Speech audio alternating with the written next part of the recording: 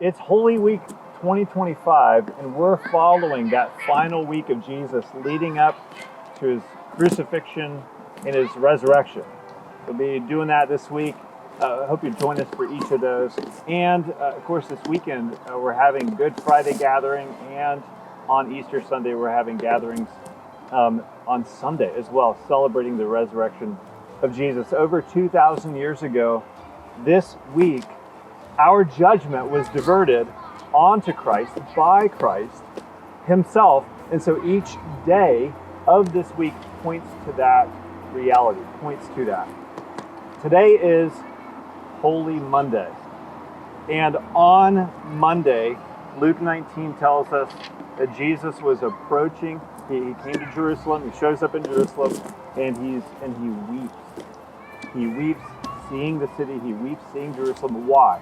Why is he weeping? Well, he says that Jerusalem is going to soon be destroyed. It's going to be destroyed, and that does happen in 70 AD. And he hints at why. He tells us why. Because they've rejected him. They've missed him. They've missed their Messiah, who is their pathway. He is their means of peace with God. And so that's what he says. And then he goes to the temple there in Jerusalem, and he drives out the folks that were trying to make a profit off of the sacrifices, and they're really blocking access for people to come and to worship God.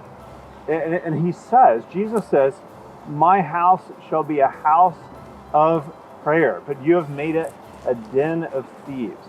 He's quoting from Isaiah, and Isaiah tells us, and Mark picks this up as well, that Jesus says there, my house will be a house of prayer for the nations.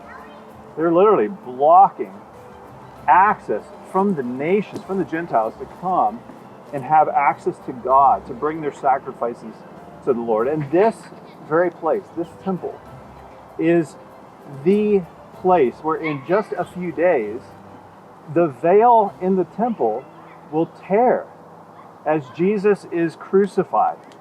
He will not just make a way on Monday by clearing the temple on Monday for the nations to have access to God.